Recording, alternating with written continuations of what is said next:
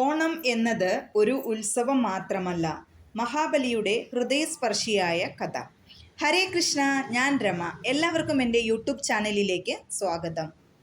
വർഷത്തിലൊരിക്കൽ തൻ്റെ പ്രജകളെ കാണാൻ മഹാബലി രാജാവ് തിരികെ വരുന്നു എന്ന് വിശ്വസിക്കുന്ന ആ ദിവസം ഏതാണ്? എന്തുകൊണ്ടാണ് കേരളം ഇന്നും മഹാബലിയെ ഇത്ര സ്നേഹത്തോടെ ഓർക്കുന്നത്? ഈ ഓണത്തിൻ്റെ പിന്നിലെ ആ കഥ നമുക്ക് കേൾക്കാം. പണ്ടുകാലത്ത് കേരളം ഭരിച്ചിരുന്ന മഹാബലി എന്ന രാജാവിനെ കുറിച്ച് ഒരു മനോഹരമായ കഥയുണ്ട്. മഹാബലി നീതിമാനും ദാനശീലനും പ്രജകളെ സ്വന്തം കുടുംബത്തെ പോലെ സ്നേഹിച്ചിരുന്ന രാജാവുമായിരുന്നു. അദ്ദേഹത്തിൻ്റെ ഭരണകാലത്ത് എല്ലാവരും സന്തോഷത്തോടെയും സമൃദ്ധിയോടെയും ജീവിച്ചിരുന്നുവെന്നാണ് ഐതിഹ്യം. മഹാബലിയുടെ പ്രശസ്തിയും ശക്തിയും വളർന്നപ്പോൾ ദേവന്മാർ ആശങ്കപ്പെട്ടു. അപ്പോൾ മഹാവിഷ്ണു വാമനാവതാരം സ്വീകരിച്ച് മഹാബലിയുടെ യജ്ഞശാലയിലെത്തി. വാമനൻ മഹാബലിയോട് ചോദിച്ചത് വളരെ ചെറിയൊരു ദാനമായിരുന്നു, 3 അടി മണ്ണ്. മഹാബലി അത് സന്തോഷത്തോടെ സമ്മതിച്ചു.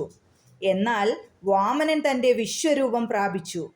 ആദ്യത്തെ ചുവടുകൊണ്ട് ഭൂമിയും രണ്ടാമത്തെ ചുവടുകൊണ്ട് ആകാശവും അളന്നു.